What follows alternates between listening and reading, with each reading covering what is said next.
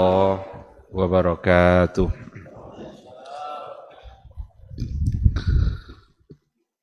Innal hamdalillah nahmaduhu wa nasta'inuhu wa nastaghfiruh wa na'udzu billahi min syururi anfusina wa min sayyiati a'malina. May yahdihillahu fala mudhillalah wa may yudlilhu falan tajida lahu waliyyan mursyida. Asyhadu an la ilaha illallah wahdahu la syarikalah wa asyhadu anna Muhammadan abduhu wa rasuluhu la nabiyya wa la rasula ba'da. Ikhwati fillah, ma'asyiral hadirin wal hadirat, bapak-bapak, ibu-ibu, kaum muslimin dan muslimat, semoga kita semua senantiasa dilindungi dan diridai oleh Allah Subhanahu wa taala. Mari kita awali kajian kita dengan mengucapkan puji dan syukur kepada Allah Subhanahu wa taala untuk semua nikmat yang tak akan pernah bisa kita hitung. Untuk semua nikmat yang selalu ada dalam setiap tempat dan dimanapun kita berada. Dalam kondisi apapun kita, di situ pasti ada nikmat Allah yang menyertai kita. Walaupun dalam keadaan yang oleh kita mungkin tidak menyenangkan, tapi ternyata di situ ada nikmat Allah. Itulah sebabnya kita harus bersyukur, dan orang yang bersyukur itu adalah orang-orang yang menyadari bahwa sesungguhnya dia tidak bisa hidup tanpa Allah Subhanahu wa ta'ala. Sekali lagi semoga kita semua menjadi hamba yang syakirin, bukan malah menjadi sebaliknya, orang yang selalu mengeluh, orang yang selalu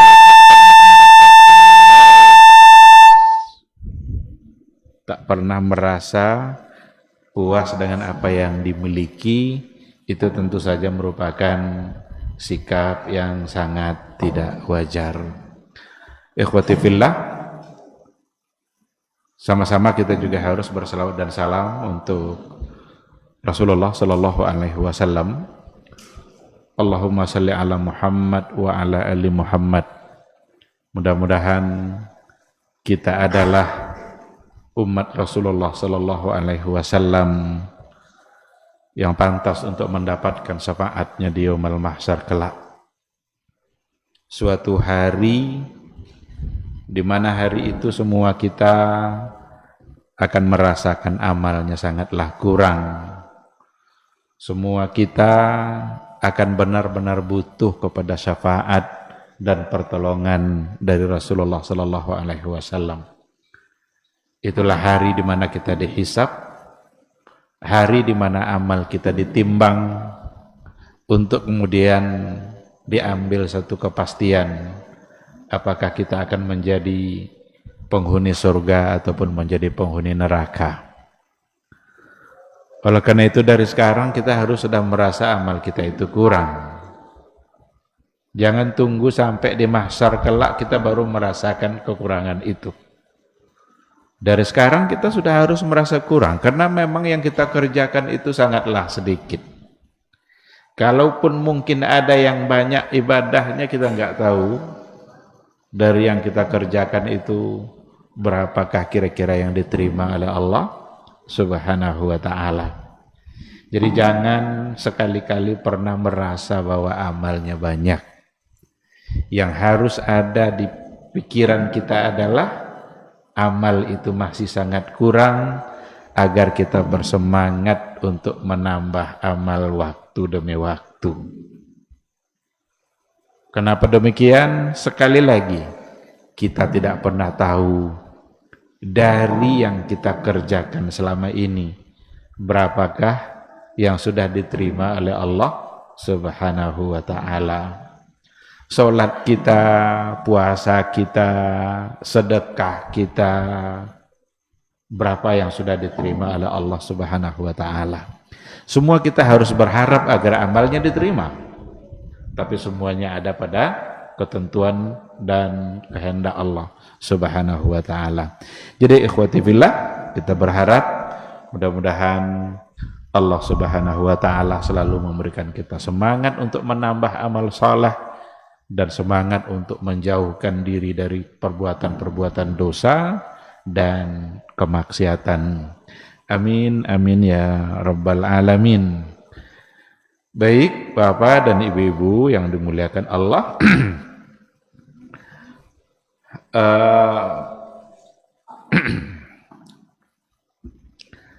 pada malam hari ini saya sangat berbahagia sekali, alhamdulillah bisa bertemu dengan Bapak dan Ibu-ibu sekalian dalam sebuah kajian yang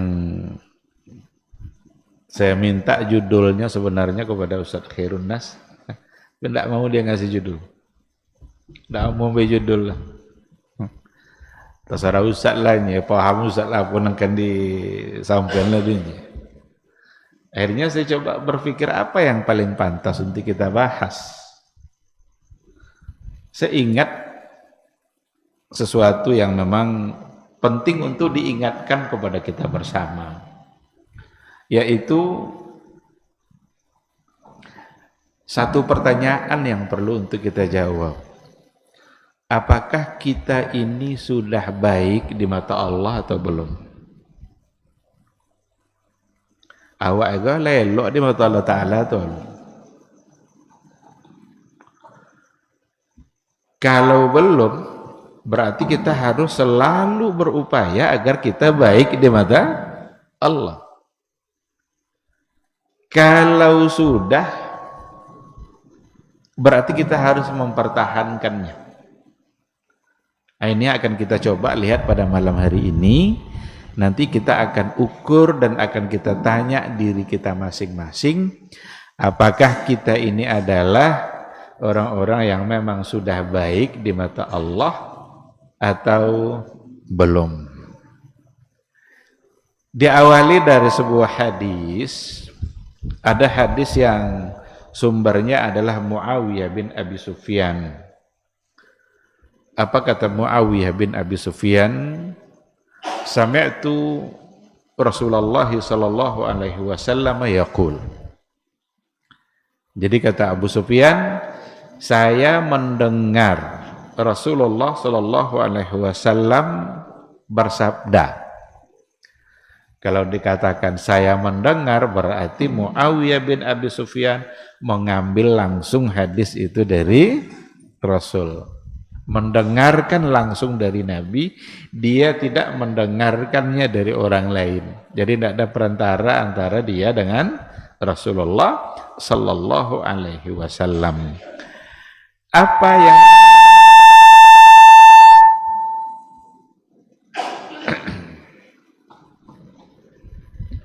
Apa yang didengarkan langsung oleh Muawiyah bin Abi Sufyan itu dari Rasul?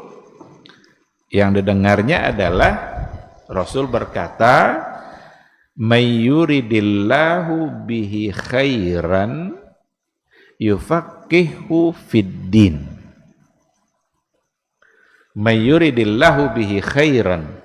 Barang siapa yang Allah menginginkan dia menjadi baik.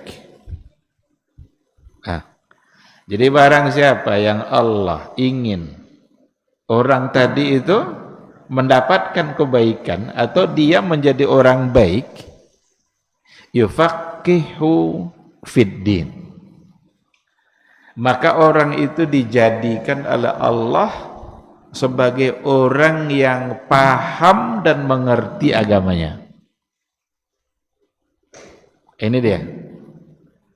Jadi barang siapa yang Allah inginkan dia mendapatkan kebaikan, barang siapa yang Allah inginkan ia menjadi orang baik, yufaqihu fiddin, maka Allah jadikan orang tersebut, Allah mudahkan orang tersebut paham dengan agamanya. Ini hadis sangat pendek, sangat singkat, tetapi ini bagian dari konsep kehidupan kita. Nanti akan kita ukur, kita ini baik di mata Allah atau tidak. Hadis ini mengatakan bahwa ukuran seseorang itu baik atau tidak baik di mata Allah ukuran atau tanda Allah itu mencintai seseorang ternyata bukan pada persoalan dunia, bukan pada harta, bukan pada jabatan, bukan pada rumah mewah, bukan pada kelebihan-kelebihan duniawinya, tapi ukurannya ternyata berdasarkan kepada hadis ini adalah yufaqihu fiddin. Allah jadikan orang tersebut paham, mengerti dengan agamanya. Maka ukuran apakah Allah mencintai kita lalu kita bawa pada persoalan harta? Enggak. Umpama awak diberi kemurahan rezeki oleh Allah Ta'ala, banyak harta, buka usaha iko lancar, buat kebun banyak buah, berdagang laris, lalu kemudian kita katakan bahwa itu tanda Allah sayang dan cinta sama dia? Enggak, belum pasti. Ketika ada orang yang berupaya untuk mendapatkan satu jabatan, dapat deh, jadilah ketua di segala hal. Ini banyak orang ketua ya kok jo, sikonya jo ketua, sitanya jo ketua, segala macam, inyo ketua. Lalu dia katakan itu sebagai standar bahwa Allah mencintai dia. Ya sayang Allah kedan mah, apa denak ni dapat? Ndak, bukan dunia, bukan persoalan dunia. Tanda bahwa Allah mencintai kita. Tapi tandanya adalah ketika Allah menginginkan seseorang itu mendapatkan kebaikan, ketika Allah menginginkan seseorang itu menjadi baik, ternyata tandanya adalah yufaqihu fiddin. Allah jadikan orang tersebut paham dan mengerti dengan agamanya. Itu kata kunci. Apakah cukup paham aja? Enggak. Paham di sini tidak sekedar mengerti begitu saja, tetapi adalah paham dan sekaligus mengamalkannya. Paham, mengerti dia dengan kewajiban-kewajibannya plus mengamalkannya. Ini ada orang yang mengerti, oh beda bos itu wajibnya, tapi enggak ada kerjaan dah. Oh beda bos itu salah, tapi dibuat aja deh. Maka kata yufaqihu fiddin, kata al-fiqh itu tidak sekedar paham begitu saja, tidak sekedar mengerti sekilas, mengerti detail, mendalam dan bersemangat untuk mengamalkannya. Kalau seandainya dia mengerti agama tapi tidak diamalkan, tidak ada, berarti belum. Maka Ibnu Taimiyah itu membagi al-alim thalatha. Al-alim thalatha. Orang alim itu ada 3 macam. Kata Ibnu Taimiyah. Yang pertama, alimun billah wa laysa bi'alimin bi amrih. Itu yang pertama. Ada orang yang kenal dengan Allah, tahu dia siapa Rabbnya, tahu dia siapa yang dia sembah, walaysa bi'alimin bi amri, tapi tidak tentu dia apa perintah-perintah yang akan dibuat. Itu yang pertama.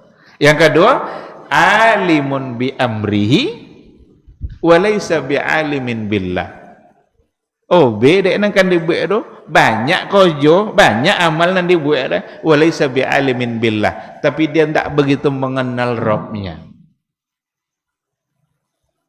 Sedangkan poin yang ketiga, alimun billah wa alimun bi amrihi. Kenal dia dengan Allah, tahu dia siapa Rabbnya, wa alimun bi amri, dan sekaligus mengerti pula dia dengan perintah-perintahnya, apa yang harus dia kerjakan, kenal Allah dan kenal apa yang menjadi tanggung jawab dia, yang menjadi kewajiban dia yang harus dilakukan untuk Allah Subhanahu wa taala. Kata yufaqihu fiddin itu masuk pada poin yang bagian yang ketiga tadi, itulah yang yufaqihu fiddin itu. Orang yang alimun billah wa alimun bi amrillah. Mengerti dia dengan Allah serta mengerti dia dengan kewajiban-kewajiban dia kepada Allah Subhanahu wa ta'ala. Jadi, ikhwati billah, kita ulang kembali hadisnya, may yuridillahu bihi khairan yufaqihu fiddin. Barang siapa yang Allah menginginkan seseorang itu mendapatkan kebaikan, siapa yang Allah inginkan seseorang itu menjadi baik, maka Allah mudahkan ia untuk menjadi faqih dalam agama. Ia mudahkan untuk menjadi paham dengan agamanya. Maka Rasulullah sallallahu alaihi wasallam pernah mendoakan Ibnu Abbas. Ada doa Rasul untuk Ibnu Abbas. Ibnu Abbas itu namanya Abdullah Ibnu Abbas. Dia masih kecil. Itu terhitung sahabat kecil.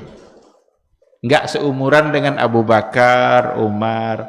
Abu Bakar, Umar itu kan seniornya itu. Tapi Ibnu Abbas itu masih muda, masih kecil. Ada doa Rasul untuk Ibnu Abbas. Apa doa Nabi untuk beliau? Allahumma faqihhu fiddin wa 'allimhu ta'wil.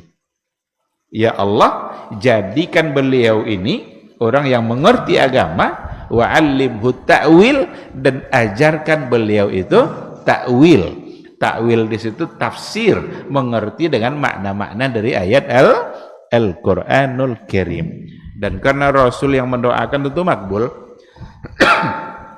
Rasulullah doanya makbul dan dikabulkanlah oleh Allah doa Rasul untuk Ibnu Abbas. Maka jadilah beliau ini sahabat kecil yang menjadi andalan oleh sahabat-sahabat besar dalam persoalan agama. Jadi sekelibar Umar Ibn Khattab saja, kalau ada yang tidak mengertinya dengan ayat Quran, dia bertanya kepada Ibnu Abbas. Padahal umum masih kena. Kalau ada pertemuan sahabat-sahabat besar nanti, nak kenek-kenek tidak boleh masuk orang, kecuali Ibnu Abbas. Boleh masuk. Bahkan kadang sampai bertanya ada sahabat-sahabat besar. Maka mufassir yang terbesar di kalangan para sahabat itu adalah Abdullah ibnu Abbas. Nah, ikhwati fillah. Sekarang yang dimaksud dengan ad-din itu apa? Ketika tadi dikatakan yufaqihu fiddin, mengerti dengan agama. Sekarang agama apa? Yang harus dipahami itu apa? Kalau kita mau tahu ad-din itu secara sekilas kita bisa kembali kepada hadis Jibril. Ada hadis Jibril disebut sebagai hadis Jibril. Apa yang disebut sebagai hadis Jibril? Nyawa waktu itu Jibril itu datang menemui Nabi Muhammad menjelma atau menyerupai seorang pemuda yang musafir. Tidak ada sahabat yang kenal dengannya waktu itu dah. Tapi nya musafir. Yang mengherankan sahabat itu adalah biasanya kalau orang musafir itu kan baju putih, tidak kan putih aja lah kan. Abu hitam, tidak kan hitam aja lah kan. Orang musafir biasalah, apalagi musafir di padang pasir. Syadidu bayadis thiyab wa syadidu sawadis sya'ab. Putih bersih bajunya, hitam pekat rambutnya. La yura alaihi atharus safar. Tidak nampak bekas-bekas kalau dia musafir. Datang dia menemui Nabi, ditempelkannya lutut dia ke lutut Nabi. Sambil bertanya. Pertanyaan Jibril kepada Nabi ketika itulah yang bagian-bagian penting dalam agama. Pertanyaannya apa? Ya Muhammad, ma huwal iman? Ya Muhammad, ma huwal Islam? Ya Muhammad, ma huwal ihsan? Dijawab oleh Nabi cik-cik. Iman itu adalah, disebut Nabi bukan iman, beriman kepada Allah, kepada Rasul, malaikat, sampai pada qadar. Yang Islam itu disebut oleh Nabi syahadat la ilaha illallah wa anna muhammadar rasulullah, mendirikan solat, bayar zakat, puasa, haji. Ihsan dijawab juga oleh Nabi, anta'budallaha ka'annaka tarahu fa in lam takun tarahu fa innahu yarak. Kamu beribadah seolah-olah kamu melihat Allah langsung, tapi jika tak nampak Allah itu, maka yang harus diyakini apa? Bahwa Allah pasti melihat kita. Setiap kali Nabi menjawab, apa yang bertanya tadi? Sadaqta. Iya tedunya. Nyinya bertanya, ya Muhammad, apa iman dunia? Dijawab pada Nabi kan? Iman pada Allah, Rasul. Kata malaikat tadi, sadaqta. Kamu benar. Kata Umar bin Al-Khattab, heran kami deknya. Inyo nama tanya? Inyo bulonan? Inyo bulonan membanaukan. Inyo bertanya tadi. Kecuali sampai pada pertanyaan mata sa'ah. Bila terjadi kiamat dunia? Itu tidak jawab dari Nabi. Walaysa sa'ilu bi'a'lam minal mas'ul. Yang bertanya tidak pula lebih tahu daripada yang ditanya. Yang dijawab oleh Nabi ketika itu hanya tanda-tandanya. Yang menjadi syahid yang ingin saya sampaikan itu pada bagian akhirnya. Rasul bertanya begini, wahai sahabat-sahabatku, kalian tahu enggak siapa yang bertanya tadi itu? Nyelapai juga? Jibril tadi lapai. Nabi bertanya, kalian tahu enggak siapa yang bertanya tadi itu? Kata Umar, Allahu wa rasuluhu a'lam. Allah dan Rasul yang lebih tahu. Ini sebenarnya di situ ada adab di kalangan para sahabat. Kalau ditanya dek Nabi, selalu mereka bilang Allahu wa rasuluhu a'lam. Kadang Nabi kodok tanya macam itu. Allahu wa rasuluhu a'lam. Allah dan Rasulnya yang lebih mengetahui. Lalu Nabi mengatakan, Zaka Jibril itu adalah Jibril yu'allimukum atakum liyu'allimakum amradinikum. Itu adalah Jibril yang tadi itu Jibril dunia. Dia sengaja datang liyu'allimakum untuk mengajarkan kalian amradinikum, perkara-perkara agama kalian. Jadi ketika dikatakan yufaqihu fiddin, paham dengan agama, mengerti dengan agama. Apa itu agama? Jelas Islam, tidak ada yang lain. Inna dina indallahi al-Islam. Dan bagian-bagian terpenting dari agama yang akan kita pahami itu ada pada ahli Jibril tadi. Ada pada persoalan iman, ada pada persoalan Islam, dan ada pada persoalan al-ihsan. Kemudian bagaimana kita mempersiapkan diri kita dengan datangnya hari kiamat kelak. Ini yang harus kita pahami. Jadi ketika Allah menginginkan kita menjadi orang baik, ketika Allah menginginkan kita mendapatkan kebaikan, maka Allah jadikan kita, mudahkan kita mengerti dengan persoalan yang utama tadi itu. Kita mengerti dengan persoalan iman, mengerti dengan persoalan Islam, mengerti dengan persoalan ihsan, dan lain sebagainya. Coba kita lihat. Poin pertama, mengerti dengan persoalan iman, mengerti dengan Allah Subhanahu wa ta'ala. Boleh kita tanya diri kita masing-masing, seperti apa dan sejauh mana pengetahuan kita, pengenalan kita tentang Allah Subhanahu wa ta'ala. Lama tu ucap di awak kata Allah Ta'ala. Syahadat sudah sangat lama sekali kita ucapkan, sudah berulang-ulang. Bahkan syahadat itu sudah menjadi nasyid-nasyid yang dilagu-lagukan oleh banyak orang. Tapi sejauh mana kita mengerti dengan konsekuensi dari syahadatain? Sejauh mana kita mengerti dengan Allah dan mengerti dengan konsekuensi pengetahuan kita terhadap Allah itu sendiri? Secara sederhana kita bisa mencoba untuk mengenali Allah Subhanahu wa ta'ala agar kita paham dengan Allah itu melalui beberapa hal.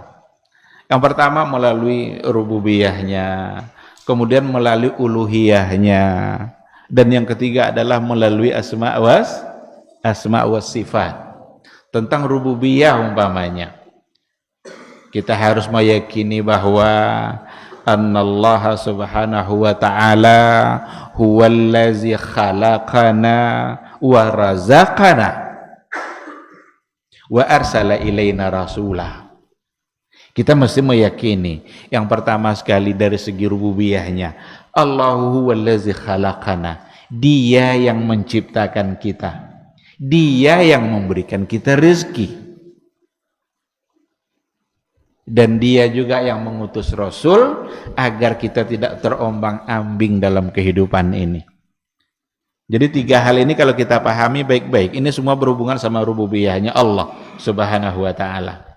Dia yang menciptakan, dan Allah ketika menciptakan sesuatu itu dengan penuh hikmah. Tidak sekedar menciptakan begitu saja, tapi menyediakan semua bentuk kebutuhan Dia, itu adalah rezeki kita. Diciptakan dan disiapkan rezekinya. Kalau rezeki itu untuk urusan fisik kita, tetapi ada satu kebutuhan penting dalam kehidupan kita, bukan hanya kebutuhan fisik, tapi kebutuhan ruh dan jiwa kita. Maka Allah utus pula Rasulnya yang namanya Muhammad sallallahu alaihi wasallam.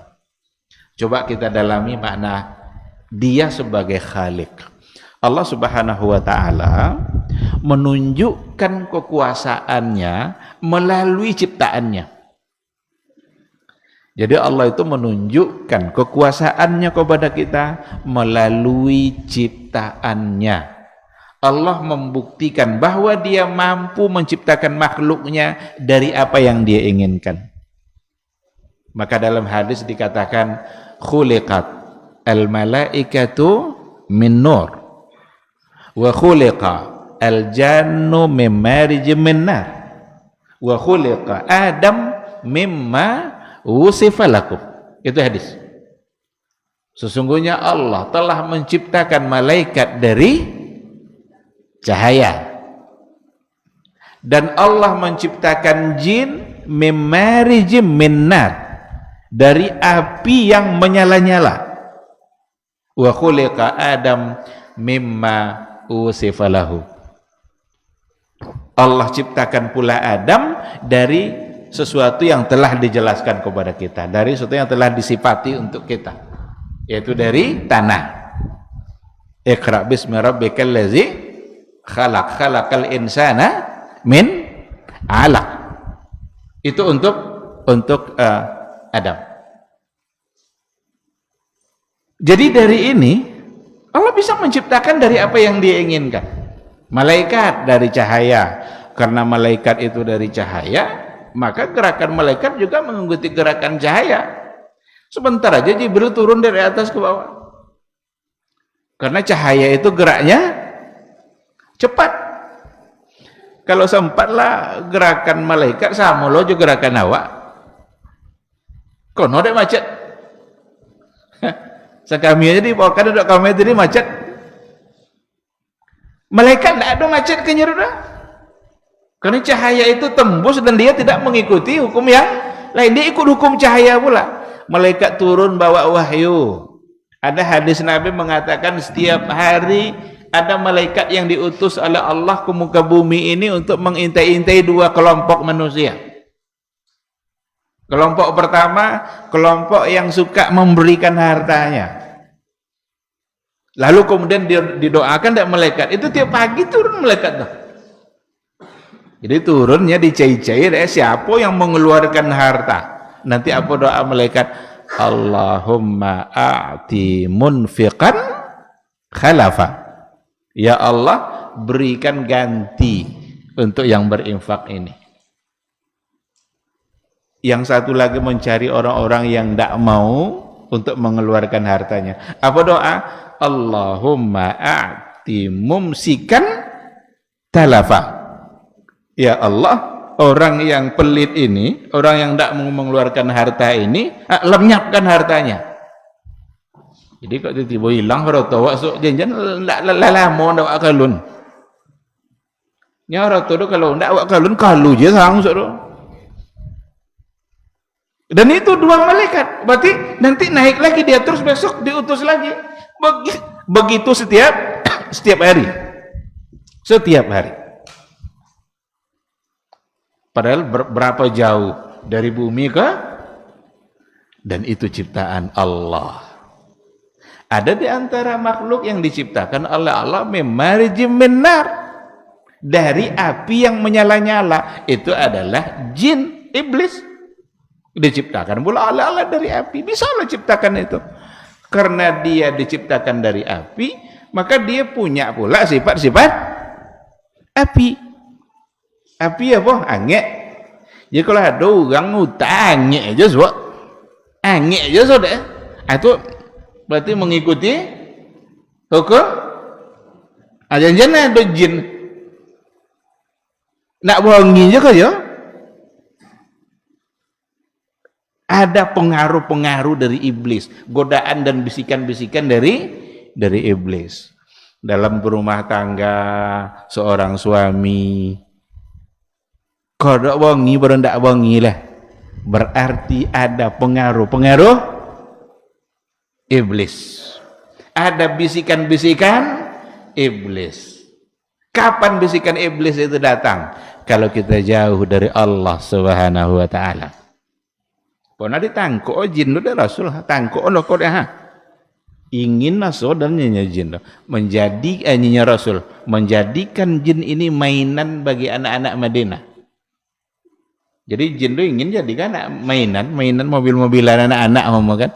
Kalaulah bukan karena doa Nabi Sulaiman, karena ada doa Nabi Sulaiman ketika ia diberikan kemampuan menguasai jin, dan Nabi Sulaiman berdoa, ya Allah jangan berikan kekuasaan saya ini kepada orang lain setelah saya. Kalaulah bukan karena doa itu, kata Nabi. Lalu tanya oleh Nabi, kapan saatnya kamu menggoda Bani Adam? Kapan saatnya kamu bisa menguasai mereka? Apa jawabannya? Pada dua hal. Indal ghadabi wa indal ghaflah. Indal ghadabi, ketika dia marah dan ketika hatinya lalai. Jadi kalau kita marah, itu saat dimana kita akan dikuasai oleh jin. Maka Rasul bilang apa? Kalau kalian marah, bawa berwudu. Kalau kalian marah, bawa berwudu. Karena marah itu sama dengan api, dan api itu bisa padam dengan berwudu. Dan pasti karena di situ ada bisikan-bisikan yang lain. Kita kalau sudah marah, kalau awak bongi, kalau semakin bongi, kadang awak mengucapkan kata-kata yang awak sebenarnya malu untuk mengucapkannya ketika kita sadar. Jadi awak bongi itu membuat awak bisa pindah kepada alam di mana kita kurang menyadarinya, dan kita mengucapkan sesuatu yang sebenarnya kita malu mengucapkannya kalau seandainya tidak dalam keadaan marah. Apa tidak bisa sampai macam itu? Karena memang sudah ada gangguan dan bisikan-bisikan dari jin. Indal ghadab, ketika dia marah. Dan yang kedua, indal ghaflah, ketika mereka lalai, ketika hatinya lalai, tidak lagi ingat kepada Allah, berderawang berpikiran kemana-mana. Itu saat-saat di mana bisa pikirannya dikuasai oleh jin. Karena memang dia diciptakan dari api, maka ada padanya tabiat-tabiat yang ada pada api. Sementara manusia Allah ciptakan dari tanah. Tanah bisa membusuk dan manusia bisa membusuk. Pada akhirnya nanti juga akan dikembalikan kepada tanah. Berasal dari tanah dan kembali kepada tanah, bisa melebur menjadi tanahnya, itu asal. Maka ketika kita sudah dikuburkan, kata Rasul, semua itu akan hancur, binasa. Ada satu yang tersisa, kata Rasul, ajibuz zanab. Ada ajibuz zanab. Ajibuz zanab itu tulang bagian belakang kita. Tulang ekor bagian belakang, itu namanya ajibuz zanab. Dan kata Rasul, nanti ketika mereka kembali dibangkitkan, kan jadi lihat tulang belulang yang sudah berserakan itu bermula kembali utuh, berawal nanti dari ajbuz zanab tadi itu, dari tulang bagian belakang. Sebagaimana yang diceritakan oleh Ibnu Katsir ketika beliau menulis sebuah buku yang berkaitan dengan hari-hari kiamat dan hari berbangkit, itu ada hadis-hadis yang disampaikan oleh beliau. Masuk waktu isya. Azan dulu. Baik, azan dulu atau sudahi? Azan. Kalau sudahi, sudahlah. Ya, silakan azan dulu. Oh, matikan.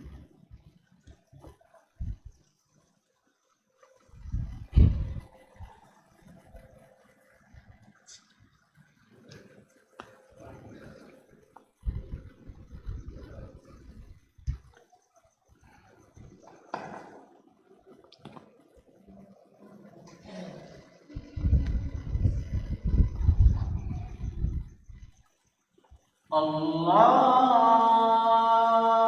Akbar, Allahu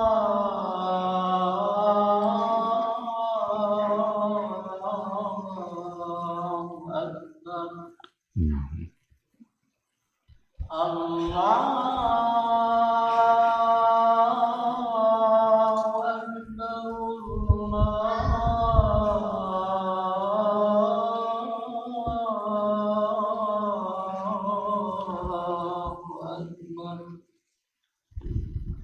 أشهد أن لا إله إلا الله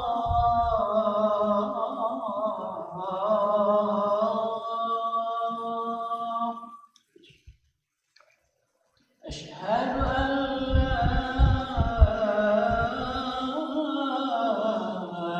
إله إلا الله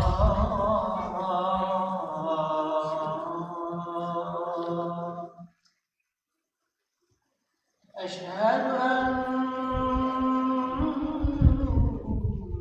محمدا رسول الله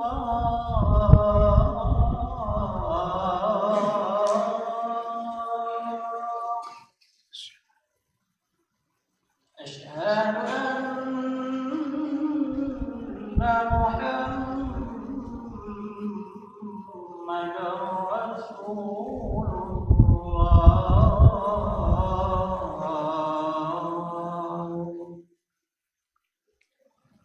حي على الصلاة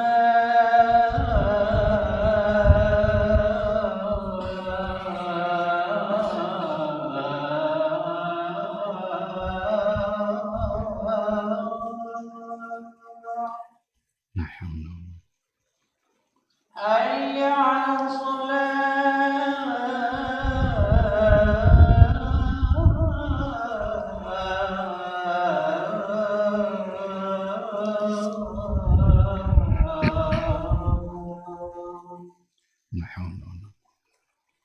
حي على الفلاح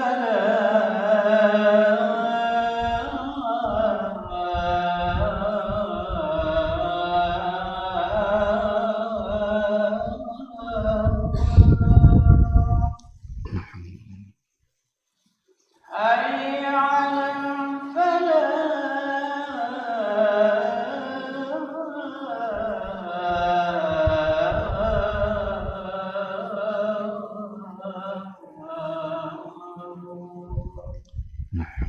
الله أكبر الله أكبر لا إله إلا الله La ilaha illallah. Rasulullah sallallahu alaihi wasallam.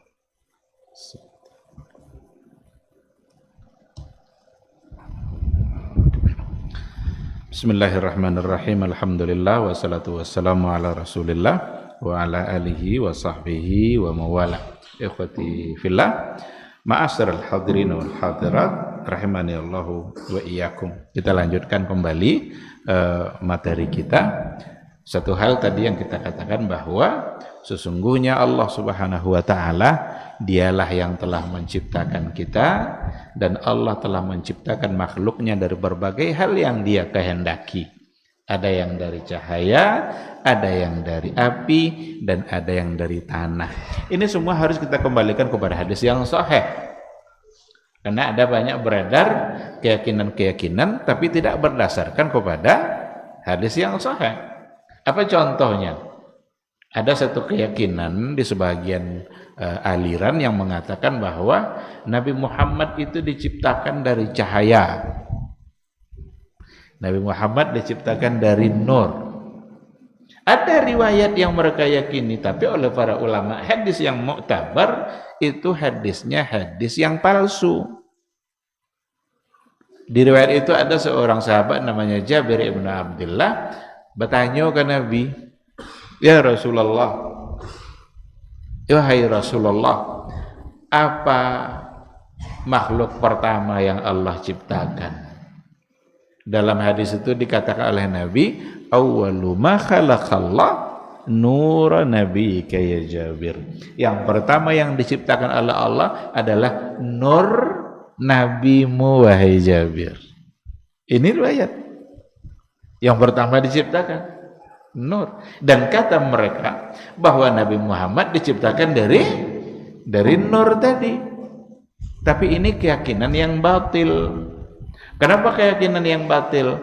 Karena didasarkan kepada hadis yang palsu, kemudian bertentangan dengan Quran dan hadis.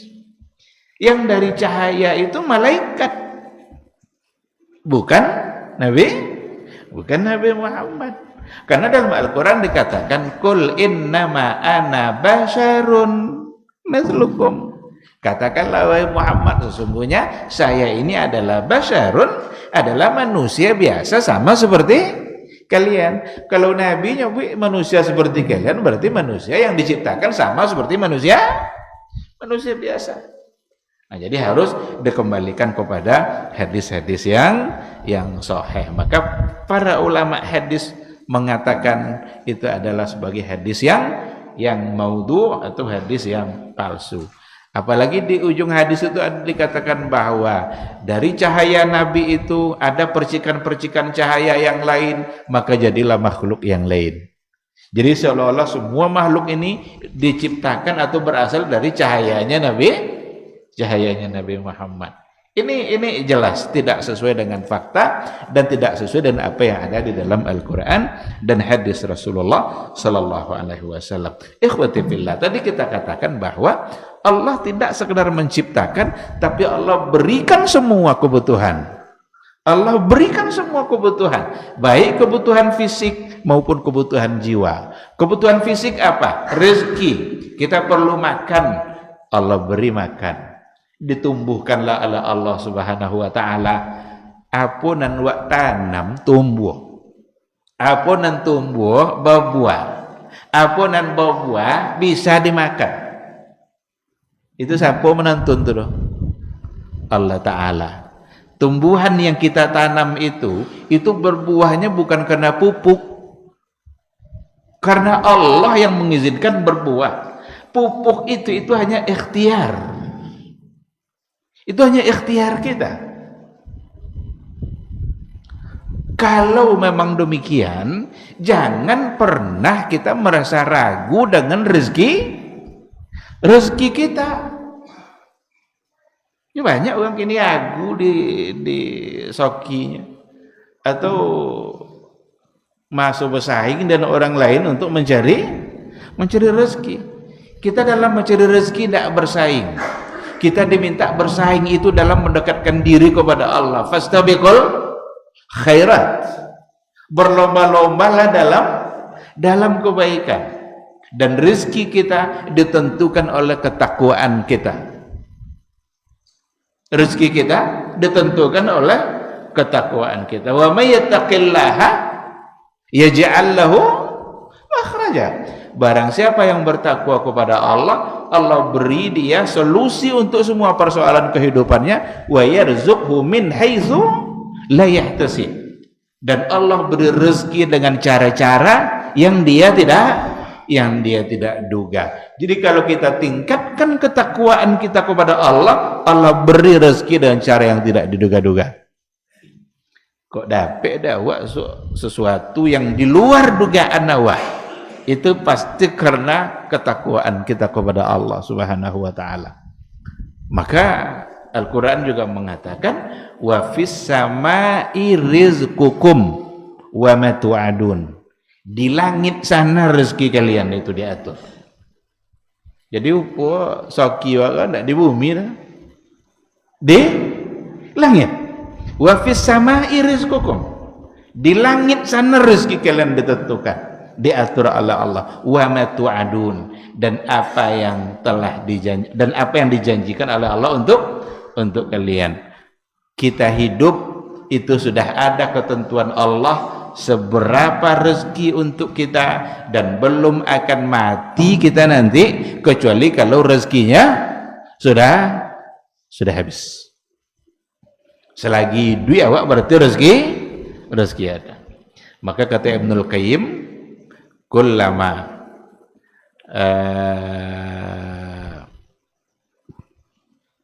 ada kata-kata Ibnul Qayyim yang sering saya sampaikan, sekarang saya lupa pula. Setiap kali rezeki itu masih tersisa, karena rizku atia itu gitu ya. Rezeki pasti datang. Maka tidak ada yang perlu untuk kita khawatirkan, untuk kita ragukan. Taat kepada Allah, kerjakan perintahnya, jauhi larangannya, aman rezeki kita. Dan kalau bicara rezeki memang jangan selalu yang terbayang adalah harta. Hanya kok kadang ada jo salah awak asal soki pasti hubungan dengan harta. Tidak hanya harta, badan sehat, semangat ibadah bertambah, itu rezeki. Nama baik yang kita miliki itu rezeki. Maka tidak boleh kita rusak nama baik orang lain, karena mencabut rezeki itu dari diri dia. Padahal Allah memberikan. Itu semua bagian dari rezeki. Ada satu kisah dialami oleh seorang ulama namanya Abu Ubaid. Abu Ubaid ini keluar dari masjid, ketemu dengan seorang pemuda, menangis. Menanginya, sedih. Apa dek menanginya Abu Ubaid? Hidup dan musikin. Dah ada soki di beda Allah Ta'ala. Mengeluh, menangis karena keadaan dia yang dalam keadaan miskin, tidak ada harta, dianggapnya tidak ada rezeki. Apa kata Abu Ubaid?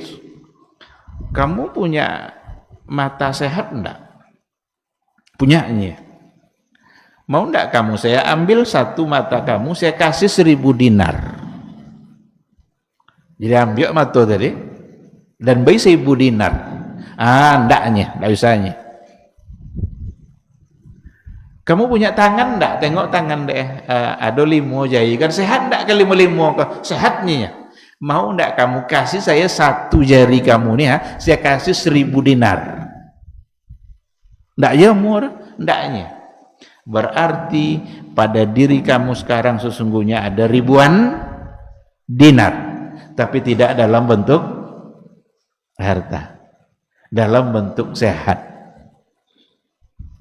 Kadang saat awak mengeluh, kita nggak bisa menghitung nikmat Allah dalam hidup kita. Dalam keadaan kita bersedih mengeluhkan harta, ternyata kita tidak bisa menghitung nikmat Allah yang ada pada diri kita. Jadi jangan sekali-kali menganggap bahwa harta itu, bahwa rezeki itu hanyalah harta. Enggak. Ketenangan hidup, nyaman dalam rumah tangga, itu rezeki luar biasa. Bulan potong 5 kali berbantah lagi bini, bulan kau lagi sekali, itu nikmat enggak ada? Nikmat luar biasa. Bulan depan tak ada bantai cik jelek. Galak aja berdua. Itu nikmat yang luar biasa. Diberikan oleh Allah Subhanahu wa taala. Ya tak nyeleh kau tiba bantai aja bini ke dah. Suntuk aja ada. Sekarang dihindarkan itu oleh Allah Subhanahu wa taala. Berarti Allah memberikan rezekinya, tapi tidak dalam bentuk harta. Atau kadang dihindarkan kita oleh Allah dari mengeluarkan harta. Dihindarkan apa ada Allah Ta'ala dari mengeluarkan harta. Contoh, umpamanya awak berkendaraan awak ha? Ketika saat kita berkendaraan, pikiran mungkin tak kemana-mana, terpelesetlah awak dadak di atas kendaraan tadi, terjatuh awak lewat puso setelah itu. Kalau awak tidak terjatuh, kalau tidak awak terjatuh tadi, mungkin kita akan ditabrak oleh puso. Sekarang kita dijatuhkan awak sekene ada Allah Ta'ala, mungkin lecet-lecet lutut bekok, tetapi itu cara oleh Allah untuk menghindarkan kita dari mengeluarkan biaya yang lebih besar. Seharusnya awak bisa mengeluarkan uang 10 juta karena patah-patah, kini dihindarkan oleh Allah dari mengeluarkan uang. Sama ndak nilai gitu. Diberi Allah 10 juta atau dihindarkan kita dari mengeluarkan uang 10 juta, sama enggak? Sama. Mana mau kayo banyak fiti diuji oleh Allah Ta'ala dengan sakit dan dia punya biaya berobat. Banyak fiti diuji sakit, aduh fiti pebu be, atau ndak banyak fitira tapi jangan sakit, mana mau?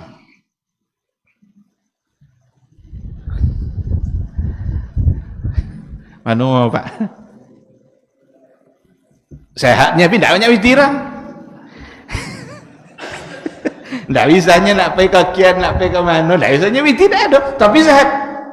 Atau banyak fitira cuma kodok sakit, bisa bebu be. Nya Allah Ta'ala tu ndak pernah menguji kita lebih dari kemampuan kita. Yakinlah itu. La yukallifullahu nafsan illa usaha. Enggak ada satupun ujian yang diberikan oleh Allah melebihi batas kemampuan kita. Kalau dapat sebuah ujian itu berarti kita mampu. Karena Allah tidak pernah menguji kita lebih dari batas kemampuan. Tinggal sabar aja. Oh, berarti Allah anggap saya mampu insyaallah. Sabar. Begitu Allah mengatur kehidupan. Ada orang-orang yang lebih baik bagi dia banyak harta. Kalau dikurangkan hartanya, mungkin akan rusak agamanya.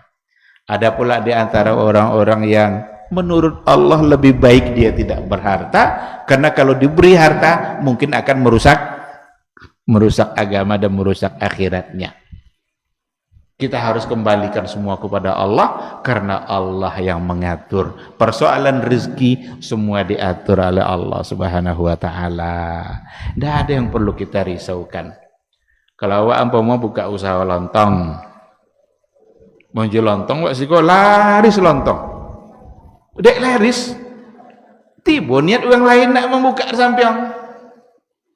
Dibukalah jual lontong sampiang kah? Iko kalau ndak punya iman dan punya lontong pertama kau mau bangi kan yang kedua kan? Kakian buat hanya pun dah sikolah buatnya. Nyesangkor kalau dibuka yang kedua kau akan mengurangi rezeki dia, padahal tidak.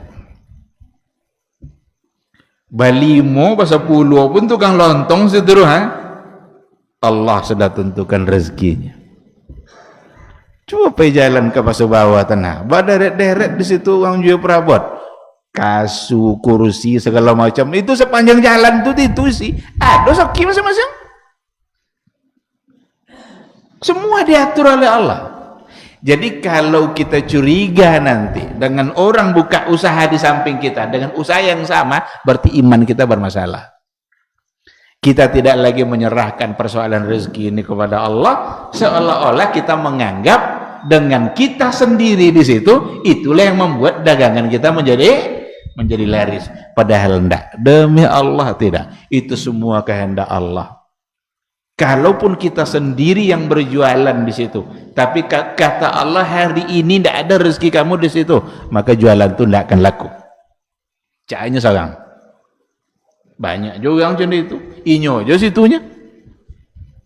Tak jual kurang. Allah yang menentukan. Huwallazi khalaqana wa razaqana. Dialah yang menciptakan kita dan dia juga yang mengatur rezeki. Selagi kita ada selagi umur kita ada, berarti rezeki pasti ada. Uang-uang yang lah meninggal doha itu orang-orang yang stok rezekinya memang sudah habis. Bahkan ada orang guys menjelang ke meninggal lu banyak makan, keluarga lah gembira, alhamdulillah, lama selalu makan, tidak lama sudah tuh mati. Banyak makan tadi tu, tak mau bin sokinya tu. Nya kalau tidak banyak makan tu lu mati lu. Nah, ada kawan saya bercerita tentang kematian ayahnya. Sebuah tidak pernah ayah dan makan bakso 2 piyong nya, tapi waktu tu 2 piyong makan bakso nya. Sudah tu mati san. Itu akhir dari ajal ya. Berarti menghabiskan rezeki. Ketika tertutup satu cara untuk mendapatkan rezeki, tapi awak masih hidup je lah, Allah akan buka pintu yang lain. Dulu awak langsung berusaha, badan masih kuat, masih bisa pergi ke pasar, buka kedai. Kini awak sakit, tapi masih hidup je lah. Berarti Allah buka pintu rezeki yang lain. Ada cara dari Allah Ta'ala yang dulu belum dibuka oleh Allah karena belum diberikan. Sesering contohkan begini. Kodok contoh gua mau sampein dalam persoalan rezeki. Kita tahu ular. Kalau ular nyari makan kan berjalan kan? Jalan nampak monci makan. Ini bisa berjalan. Tapi ketika ular itu sudah besar, tidak bisa berjalan lah. Tapi masih hidup. Apa yang diberikan oleh Allah pada dia? Kekuatan hisab. Ini tidak berjalan lah. Apa hendak jalan nyala gorang badan bawa, tapi kekuatan hisap, apa yang lewat depannya bisa dia hisap lalu dia makan di situ. Ini ada ndak sebelumnya? Ndak, karena dia belum perlu. Tapi ketika dia sudah besar, nggak bisa lagi nyari sendiri, diberikan oleh Allah kekuatan hisap, dan itulah cara untuk mendapatkan rezeki oleh ular yang besar tadi. Sampai mati.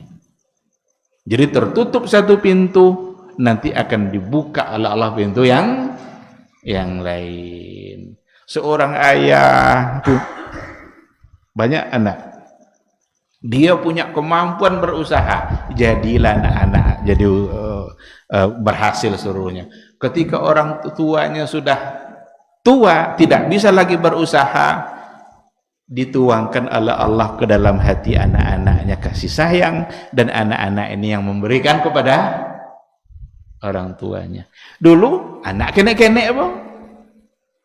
Ketika anaknya kenek-kenek, dia yang diberikan kemampuan oleh Allah. Ketika dia sudah besar, dirubah caranya. Ada pintu rezeki yang lain. Ada orang tidak punya anak, bapak aja kadang diberikan rasa kasih sayang pada tetangga, ada kenalan-kenalan lama yang tiba-tiba ingin ketemu dengan dia. Ternyata dia dulu pernah berjasa pada seseorang, orang itu ingat kepada orang yang dulu pernah memberikan sesuatu pada dia. Semua itu ada dalam aturan Allah Subhanahu wa ta'ala. Jadi tidak ada yang perlu dikhawatirkan dalam hidup kita ini dalam persoalan rezeki, karena semua diatur oleh Allah. Yang penting bagi kita adalah tingkatkan ketakwaan kita kepada Allah. Wa may yattaqillaha, itu ayat tadi. Ada lagi nanti ayat yang lain. Wa may yattaqillaha yaj'al lahu min amrihi yusra. Barang siapa yang bertakwa kepada Allah, Allah akan jadikan segala urusannya menjadi mudah. Jadi kalau seandainya kita bermasalah, siapa tempat kita mengadu? Allah. Orang bertakwa kalau bermasalah, tempat mengadunya adalah Allah Subhanahu wa taala. Tapi kalau orang yang tidak bermasalah, orang yang tidak bertakwa kepada Allah, kalau dia bermasalah, tempat mengadunya bukan Allah. Kadang ia melakukan perbuatan-perbuatan syirik, datang ke dukun sana, datang ke dukun sini, ingin laris bisnisnya minta jimat pelaris, atau cari batu yang buat kaya. Aduh, kamu jual batu bisa kaya deh. Sama kamu jual ada miskin. Batu bisa kayanya deh. Percaya ada. Kalau betul lah batu tuh bisa bikin kita kaya, ndak akan dijual itu. Tentunya makanya ini lo belum nak kaya. Ini ndak. Cari jimat ini, cari jimat itu. Abi piti wak dah beli jimat tu yang tadi ndak ada beres. Karena kehidupan kita diatur oleh Allah Subhanahu wa ta'ala. Ini persoalan iman, ini persoalan akidah. Jadi kalau seandainya Allah menginginkan kita menjadi orang baik, maka Allah mudahkan kita dalam memahami persoalan akidah, persoalan iman, persoalan bagaimana kita selalu mengenal Allah dan menggantungkan hidup kita hanya kepada Allah Subhanahu wa ta'ala.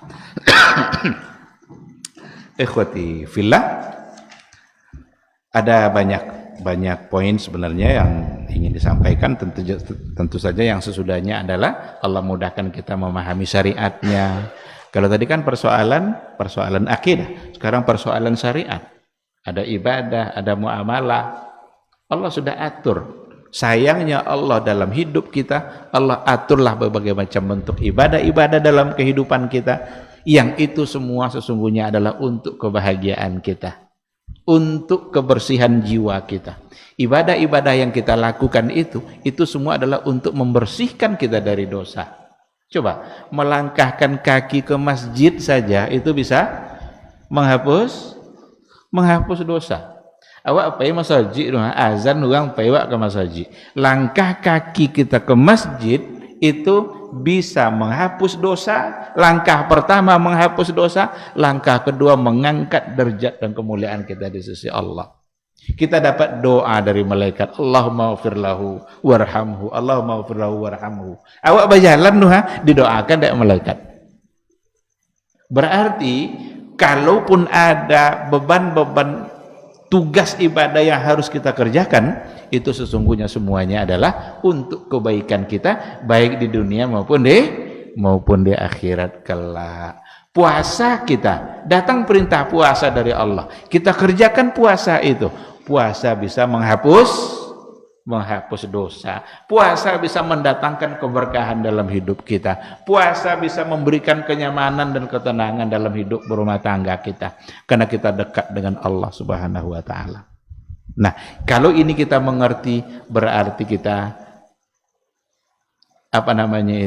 berarti Allah menginginkan kita untuk menjadi orang yang baik. Tapi kalau kita tak mengerti dengan syariat, tidak mengerti dia dengan kewajiban kita, tidak tahu kita apa yang harus kita lakukan. Sholat orang, dia tidak sholat. Puasa orang, dia tidak puasa. Berarti dia tidak mengerti dengan kewajiban agama dia, tidak paham dia dengan tugas-tugas agama dia. Berarti Allah sedang tidak menginginkan dia menjadi orang yang baik. Maka ikhwati fillah, sekali lagi, ukuran baik tidak baiknya bukan pada dunia, tetapi ada pada seberapa kita paham dengan agama kita. Kalaulah ukuran baik itu ada pada harta, maka Qarunlah orang yang paling baik. Kalau ukuran baik itu ada pada jabatan, berarti Fir'aun lah orang yang baik. Nyendak ada yang lebih tinggi udah Fir'aun. Inyo aja. Sampai lainnya menganggap ana rabbukumul a'la. Dan kalau Tuhan kalian yang maha tinggi. Ketika Allah sudah berikan dia kekuasaan yang paling tinggi, tapi ternyata itu merusak akhirat dia sampai dia menganggap dialah sebenarnya yang Tuhan. Qarun juga seperti itu. Ketika Allah sudah berikan dia harta sebanyak-banyaknya, ternyata harta itulah yang merusak akhirat dia. Karena dengan harta itu dia durhaka kepada Allah Subhanahu wa ta'ala. Poin yang terakhir, bagaimana supaya kita paham dengan agama kita? Bagaimana caranya supaya kita paham dengan agama kita? Tidak ada kata lain selain daripada belajar, mengaji, hadir ke majelis ilmu, berikan waktu kita lebih banyak untuk agama kita, untuk majelis-majelis ilmu, itu harus kita lakukan. Banyak hadis-hadisnya. Apa kata Rasul? Man kharaja min baitihi li talabil ilmi fahuwa fi sabilillah hatta yarja. Barang siapa yang keluar dari rumahnya untuk mendapatkan ilmu, fahuwa fi sabilillah, dia sama dengan berjihad di jalan Allah. Fahuwa fi sabilillah. Kalau ada umawa, tujuannya adalah ke satu tempat, di situ kita ingin ilmu. Dengar berita, oh nanti sore ternyata ada kajian mungkin di masjid dekat pasar Kampar itu atau di masjid mana, payawa di umawa sengaja untuk mendapatkan ilmu itu, fahuwa fisabilillah, sama dengan jihad di jalan Allah Subhanahu wa ta'ala. Kini jihad dalam bentuk perang dulu, payah mencai kemana kalau cek ke Palestina, tahu amonya.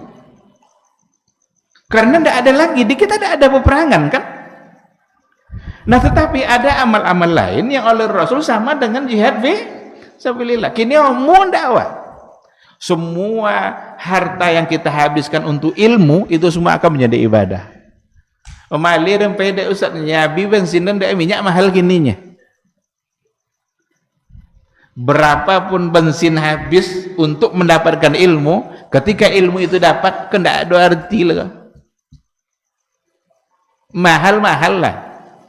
Kembalikan kepada Allah. Siapa yang memberikan kita rezeki pada saat BBM murah? Allah. Siapa yang memberikan kita rezeki saat BBM naik? Ini aja. Takut. Ini aja baunya. Kalau kita bertakwa kepada Allah, sekali lagi, nak dinayan lah di Allah Ta'ala sakin zawat tadi. Mahal-mahal lah, bisa ya beli. Habiskan uang kita. Kalau ada buku yang nampak ada buku elok sudah baca, boleh. Baca sampai di rumah. Tidak paham tanya Ustaz. Harta yang kita jadikan beli buku tadi, itu semua akan menjadi ibadah di sisi Allah. Dengar majelis taklim, datang ke sana. Dan luar biasa kalau kita dengarkan banyak riwayat yang datang dari Nabi. Barang siapa yang berkumpul di rumah Allah, mereka yatadarasuna Al-Quran, mereka membaca atau mengkaji isi Al-Quran. Berarti majelis taklim kan? Apa yang akan dia dapatkan?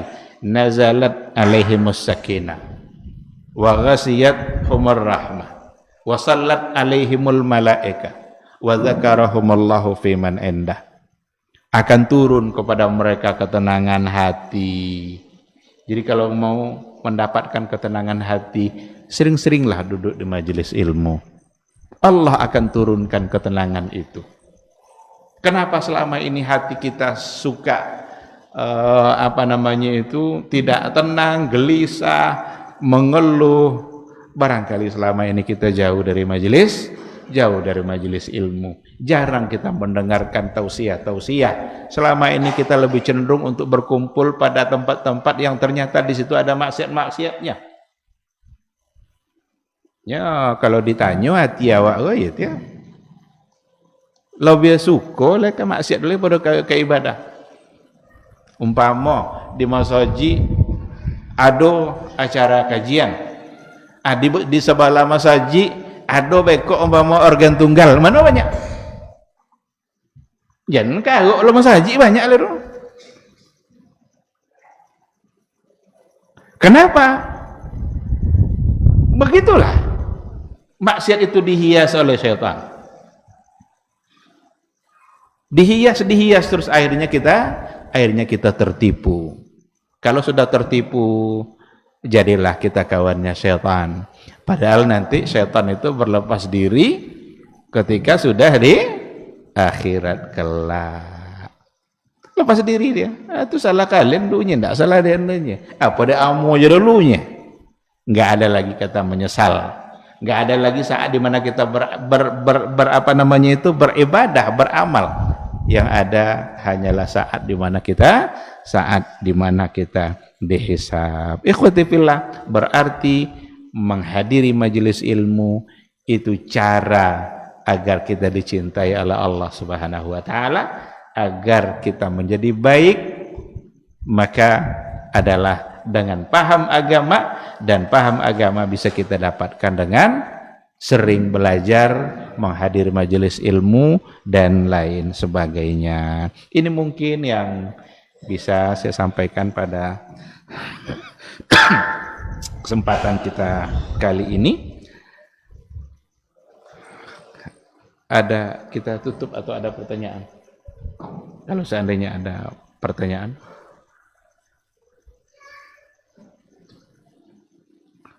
Kalau lalamono sawa tutui. Tapi kalau ada pertanyaan, silakan.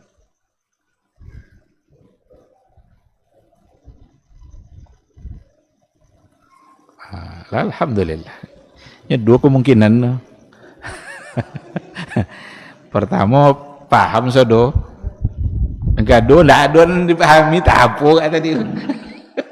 Tapi mudah-mudahan yang pertama. Mudah-mudahan apa yang kita sampaikan itu hendaknya dapat dipahami, dan kita berharap semoga Allah Subhanahu wa taala selalu memberikan kita semangat untuk belajar dan menuntut ilmu agar kita menjadi orang yang baik di sisi Allah Subhanahu wa taala. Karena seperti yang kita katakan tadi, ukuran seseorang itu baik di mata Allah adalah ketika dia semakin paham dengan agamanya, paham dengan kewajiban-kewajibannya, dan ia mentaati kewajiban-kewajiban itu. Demikian, terima kasih. Subhanakallahumma wa bihamdika asyhadu an la ilaha illa anta astaghfiruka wa atubu ilaik. Wassalamualaikum warahmatullahi wabarakatuh.